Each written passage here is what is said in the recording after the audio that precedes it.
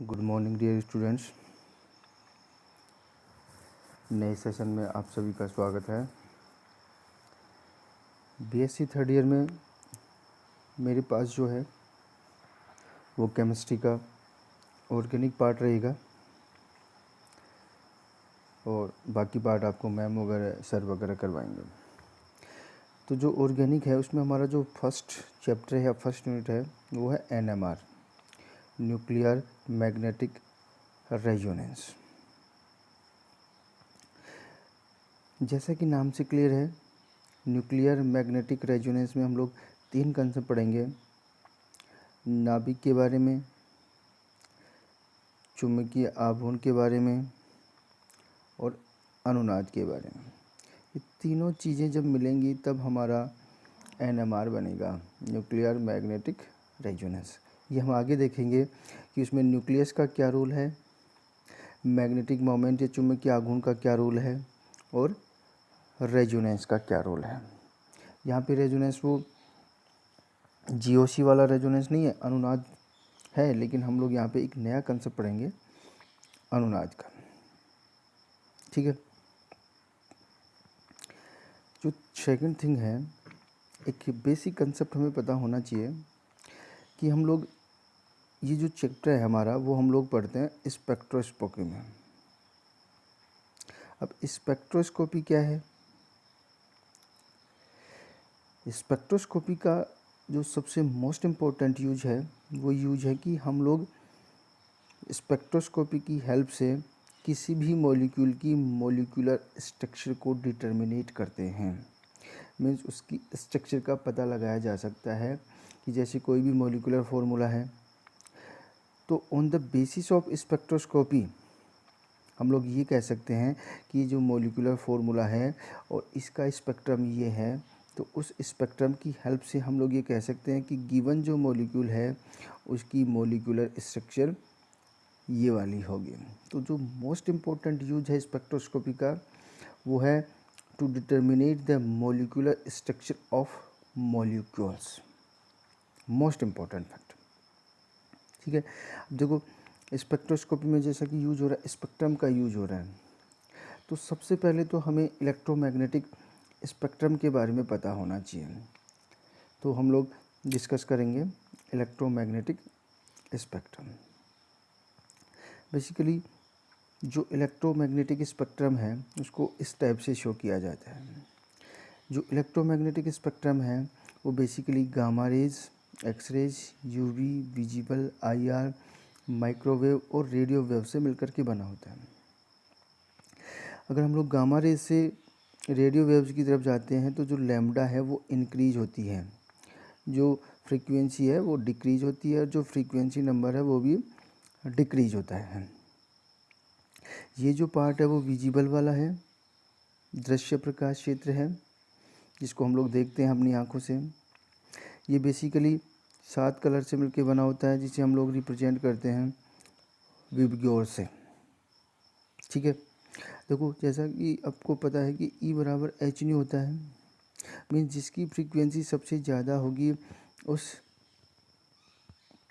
Reason की energy भी सबसे ज़्यादा होगी। तो जो गामा रेज है उसकी फ्रीक्वेंसी सबसे ज़्यादा होती है तो उसकी एनर्जी भी सबसे ज़्यादा होगी। उसके बाद एक्स रेज की, उसके बाद यूवी की, उसके बाद विजिबल की, उसके बाद आईआर की, माइक्रोवेव की और रेडियो वेव की फ्रीक्वेंसी कम होती जाती है। यहाँ पे जो एनएमआर हम लोग डिस्कस करेंगे उसमें हम लोग बेसिकली रेडियो वेव का यूज करेंगे। मीन्स जो हमें एनएमआर स्पेक्ट्रम मिलेगा वो कौन सी रेंज का होगा? रेडियो फ्रीक्वेंसी की रेंज का होगा। ठीक है, आगे चलते हैं।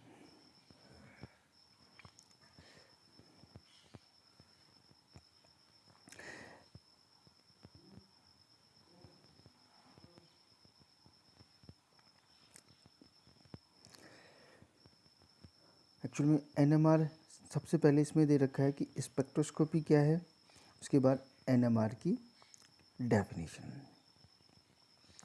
इसमें दे रखा है। विद्युत चुम्बकीय विकिरणों के अवशोषण व उत्सर्जन पर आधारित वह विधि जिसमें रासायनिक यौगिकों की आणविक संरचना का ज्ञान होता है।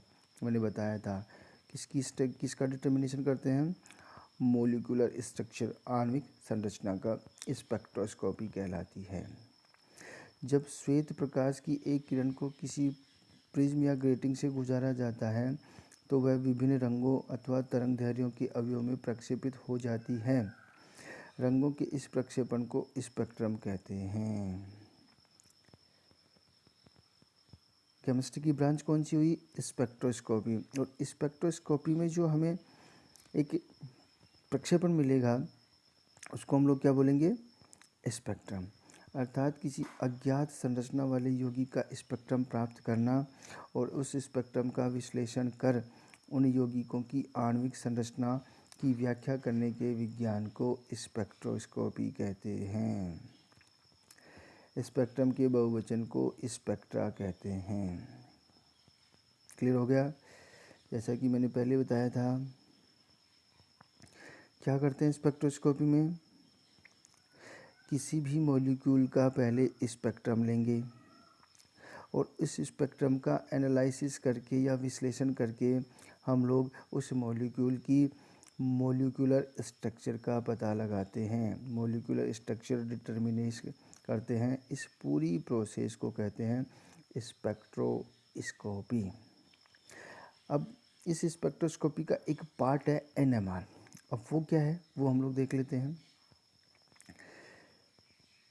NMR की हिंदी में है नाभिकीय चुंबकीय अनुनाद स्पेक्ट्रोस्कोपी।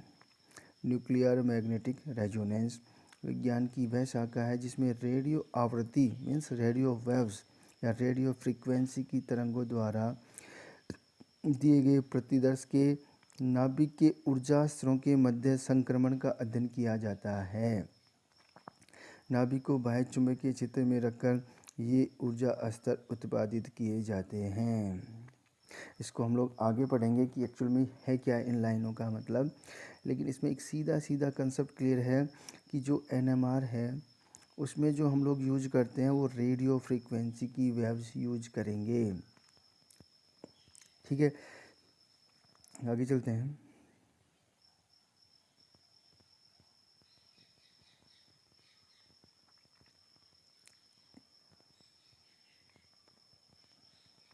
देखो, अभी मैंने बताया कि जो मोस्ट इम्पोर्टेंट रोल है NMR में वो किसका होगा?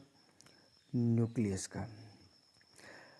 हमें ये देखना है अब कि कौन सी न्यूक्लियस जो होगी या कौन सा नाभिक जो होगा वो NMR स्पेक्ट्रम देगा या NMR एक्टिव होगा, और कौन सा न्यूक्लियस NMR एक्टिव नहीं होगा मीन्स NMR इनएक्टिव होगा। न्यूक्लियस के NMR एक्टिव होने न होने में उसके प्रोटॉन और न्यूट्रॉन का बहुत बड़ा पार्टिसिपेशन होता है। हम लोग उस न्यूक्लियस में प्रेजेंट प्रोटॉन व न्यूट्रॉन्स के नंबर्स के बेसिस पे ही ये डिसाइड करते हैं कि वो नाभिक NMR एक्टिव होगा कि नहीं होगा। तो सबसे पहले तो क्या है कि जिस नाभिक का जो न्यूक्लियर स्पिन नंबर है वो I = not equals to 0 means जिस न्यूक्लियर का न्यूक्लियर स्पिन का मान 0 नहीं होगा वो कंप्लीट नंबर भी हो सकता है और वो फ्रैक्शनल नंबर भी हो सकता है, मतलब भिन्न भी हो सकता है, 1 2 3 4 भी हो सकता है। वो सारी न्यूक्लियस NMR एक्टिव होंगी। लेकिन जिन न्यूक्लियस का न्यूक्लियर स्पिन 0 होता है वो हमेशा NMR इनएक्टिव होंगे। यहाँ पे कुछ एग्जांपल से हम लोग समझ सकते हैं।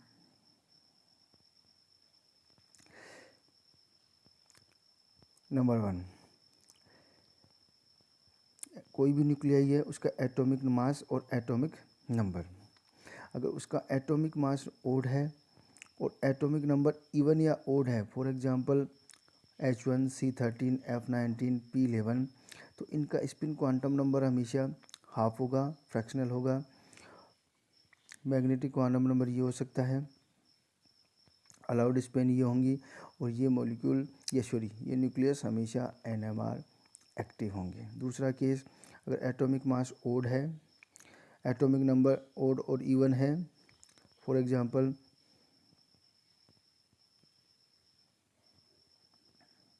ये शायद प्रिंटिंग मिस्टेक है, ये C13 होगा, यहाँ पे 3/2 होगा, और ये भी कैसे होंगे, NMR एक्टिव होंगे।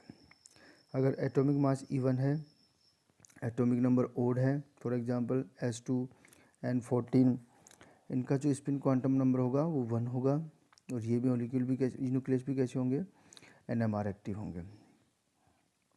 और अगर एटॉमिक मास भी इवन है और एटॉमिक नंबर भी इवन है, फॉर एग्जांपल C12 है और 16 S32, ये हमेशा NMR इनएक्टिव होंगी। ये सारी न्यूक्लियस कैसी होंगी, NMR इनएक्टिव होंगे। ठीक है, तो हमें यहाँ से पता चल जाएगा, इस टेबल से हमने ये डिसाइड किया है कि कौन सी न्यूक्लियस NMR एक्टिव होगी और कौन सी न्यूक्लियस NMR इनएक्टिव होगी। इस चैप्टर में जो हमें बेसिकली स्टडी करनी है वो हम लोग करेंगे H1 NMR, proton magnetic resonance.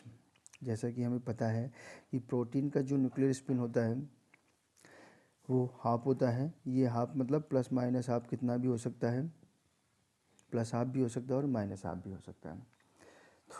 हम लोग सबसे पहले देखते हैं थ्योरी ऑफ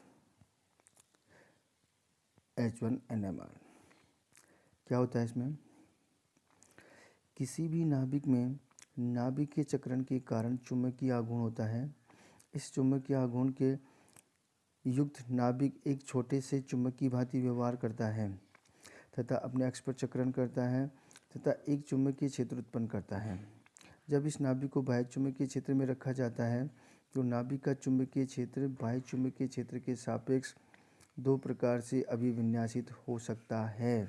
दो प्रकार से कैसे होगा, एक तो बाह्य चुंबकीय क्षेत्र के साथ संरक्षण और दूसरा बाह्य चुंबकीय क्षेत्र के विपरीत संरक्षण, अलाइनमेंट। हमें पता है कि जो हाइड्रोजन है उसमें केवल एक प्रोटॉन होता है, अतः इसके नाभिक के चक्रण का मान प्लस हाफ या माइनस हाफ होता है, जो कि नाभिक के चक्रण की दिशा पर निर्भर करता है। ठीक है, क्या मतलब है इन लाइनों का, इन लाइनों का सीधा सीधा मतलब ये है कि जो प्रोटॉन है, जो H है, उसका न्यूक्लियर स्पिन प्लस हाफ या माइनस हाफ हो सकता है।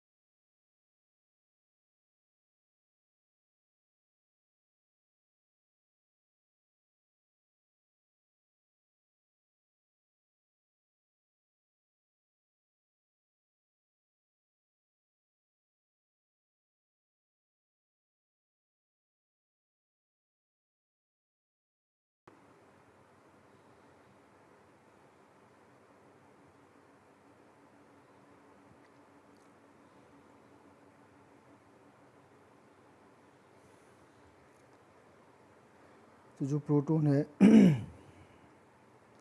उसका चक्रण प्लस या माइनस हाफ हो सकता है।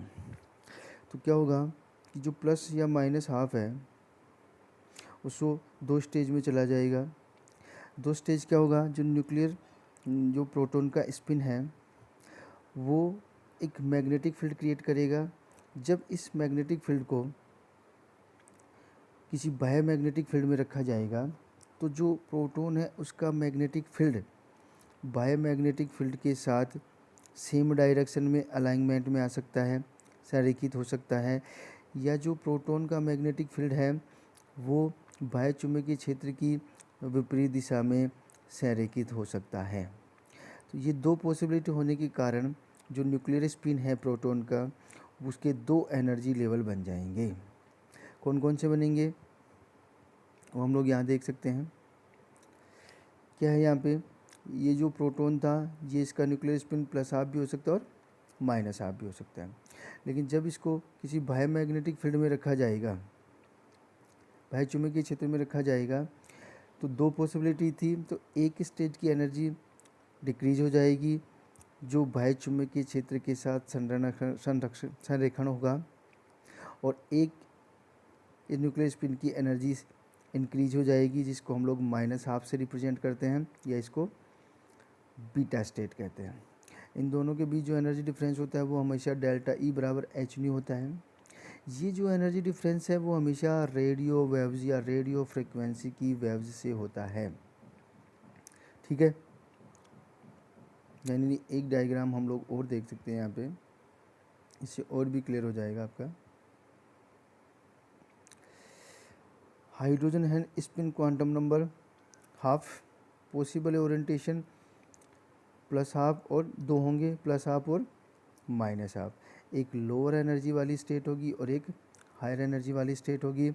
जो लोअर वाली होगी उसका स्पिन होगा plus half aligning with the applied magnetic field, और जो हायर वाली होगी वो minus half aligned against the applied magnetic field.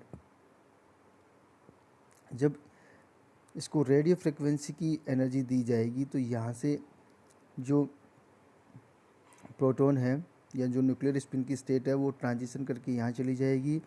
यहाँ से जब वो वापस नीचे आएगी लोअर एनर्जी स्टेट में तो एनर्जी को एक्सक्रिएट करेगी, और इस एनर्जी से ही हमें एक स्पेक्ट्रम मिलेगा जिसे हम लोग कहते हैं NMR स्पेक्ट्रम। ठीक है, तो ये एक बेसिक कंसेप्ट क्या है NMR, कैसे NMR बनता है किसी मॉलिक्यूल का, वो सारा हमने इसमें डिस्कस कर लिया है। नेक्स्ट क्लास में हम लोग बेसिकली H1 NMR की प्रॉपर्टीज़ और उसके करेक्टरिस्टिक के बारे में पढ़ेंगे, जैसे कि मोस्ट इम्पॉर्टेंट फैक्टर क्या हैं, NMR का यूज क्या है, कुछ deshielding, shielding, chemical shift, coupling constant, ये सारे हम लोग नेक्स्ट क्लास में डिस्कस करेंगे। ठीक है।